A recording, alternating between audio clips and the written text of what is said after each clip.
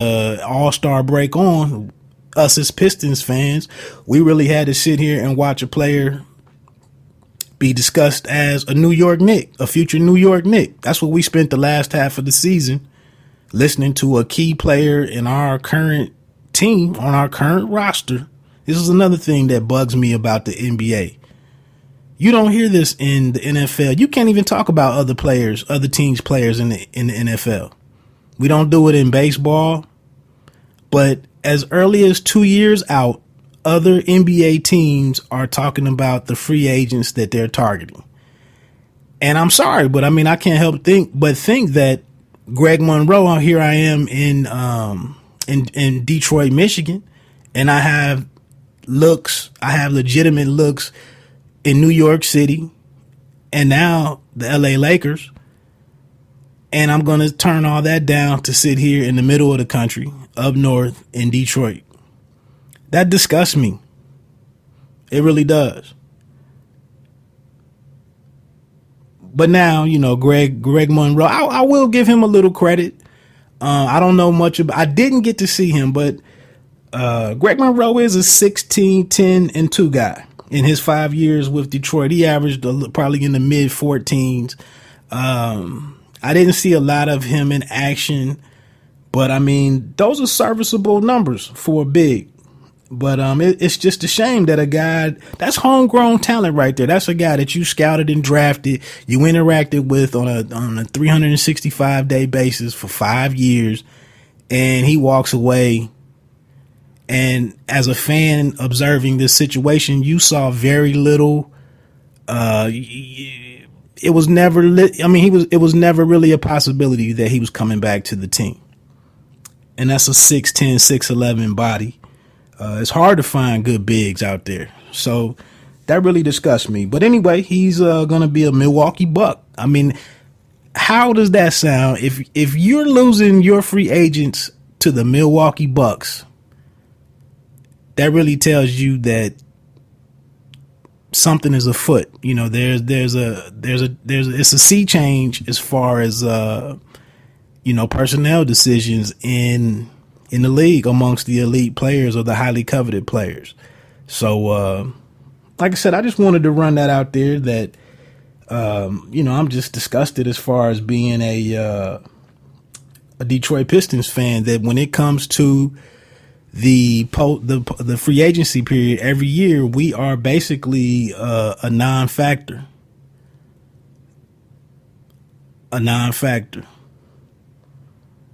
So we'll see what happens. I will say the Pistons did sign away Spurs backup big man Aaron Baines, a New Zealander.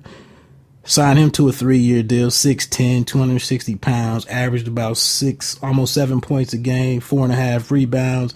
I will say he's an 85% free throw shooter, and he can knock down an open shot from 12 to 15 feet. Maybe he plays a bigger role with the Pistons than he did with the Spurs, with them having Splitter and TD in there, who also is announced today that he would continue his career in San Antonio. But yeah, that's the big name for the Detroit Pistons, is Aaron with 1 R Baines. That's what we got. And now we'll throw out some feelers for Draymond to see how he might just come back to Detroit to visit his family. a free trip home to kick it with his family, and then ultimately re-sign with the Golden State Warriors. So I just wanted to throw that out there in the middle of this Ohio State Buckeyes show. Take a quick break. You're tuned in to a one-take podcast production. Now, the fellas on One Take Podcast Nation approached me. I actually received a link for fantasy football. And I know I'm a little older than both of those brothers. But I don't play fantasy football. This podcast right here is my fantasy sports. If I was to get in the league or in your league, Wood's roster would not change for the whole 18 weeks. That's just not my thing. You know what? It's probably the fact that I got on, I came around to it a little late, and it's just something else I don't want to be a loser or middle of the road guy in. I don't want to be a middle of the road guy. I want to do something that I can be effective at, something that I can ball out at, something I can be successful. So I'm sorry. I'm just not a fantasy player. It is a little enticing that money is involved now. A lot of the times I got a cousin in Pennsylvania who does really, really well. That's great. But thanks, but no thanks. This is the time of year we wait for all the time, all year long. This is what we wait for. Are you ready? Yo, Jacksonville Jaguars has to be a team full of sleepers. You talking fantasy football and you're not looking at the Jacksonville Jaguars for deep sleepers. I don't know what to tell you. It is reality football. It's Andrew Luck all day. There's no better quarterback in fantasy football than Andrew Luck. You can keep your A-Rod, you can keep your Paytons.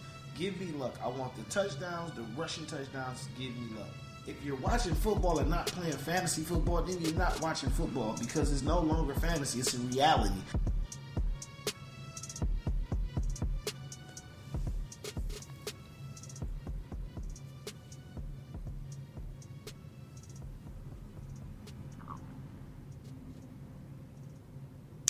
Thank you for rocking with me today. Again, this is the Pay Me No Mind show with your host, Wood. Glad to have you on for show number 2. So we just finished up with a little discussion on the Detroit Pistons and their hapless or hopeless free agency situation. This is a show dedicated to the Ohio State Buckeyes 2015-2016 season. We'll get to that here shortly. I have a couple of announcements. I was tempted to get into a lot of other subjects today, other sport in the sports world, but hopefully I'm doing a show a little later tonight to kind of chop up some of these free agent landings with Aldridge, Kawhi Leonard, Damian Lillard, Anthony Davis, Goran Dragic. I was looking at an article earlier, and already $1.4 billion in salary. The NBA has already committed to that. $1.4 billion. There's also a big discussion out there about the increasing salary cap in the NBA, period. This is something that only went up like $5 million. It was less than $5 million. The annual salary caps for a team. They only increased by like $5 million for like 5 or 7 years or something. And in the next 2 to 3 years, due to a new TV deal, team salary caps are getting ready to go up by almost $40 million. So that's why LeBron is doing some of the 2-year deals and the 1-year deals and whatnot. I wanted to spend a little bit more time with that, but I thought it'd be better if I had a partner or a co-host to bounce some of those things off of. But that's why you see so many strange the people opting for the 1 year and the 2 year. And then also, if you are an NBA fan, there is the remote possibility that there could be a work stoppage after next season. Imagine that, all the league rebounding and doing as well as it is and as well as it's done the last several years. And there could and all this money, $1.4 billion in salaries. And let me just say one other thing. It almost seemed like the only people that weren't a free agent, the only people that weren't was like Steph Curry, Melo, Kevin Durant, and Russell Westbrook. I mean, that's maybe Paul George and I guess Chris Paul, but it seems like everybody is in the middle of a new deal. I mean, D Wade is out there right now. So really quickly though, let's get to a couple of announcements. Some local kids. Both of these guys actually went to my high school, which I went to, 22 decades ago. But Michigan State point guard, leading scorer, most outstanding player, I believe, in the Elite Eight in his regional, Travis Trice, 6-foot guard Travis Trice, he's going to get a look. The Sun Sentinel of Miami, sunsentinel.com actually is reporting that the Miami Heat will be bringing him in for a summer league roster spot. Travis Trice will be playing in Orlando and Vegas for about 3 weeks this month. So that's great for him. That's great for him. You know, Travis was actually mentioned as a second round draft pick. It didn't work out, but it's in the draft. But to go to the Heat, I mean, it's not like they're locked up. I mean, that they're loaded at guards there in South Beach. He could probably push Napier. He has a different game from Napier and the regular point guard. But you know, you have Dragic there that they just gave $90 million to. So he's looking at a backup role potentially if he stays on with the big team, the major team. But that's a great opportunity for Mr. Trice. Also, a little bit of breaking news.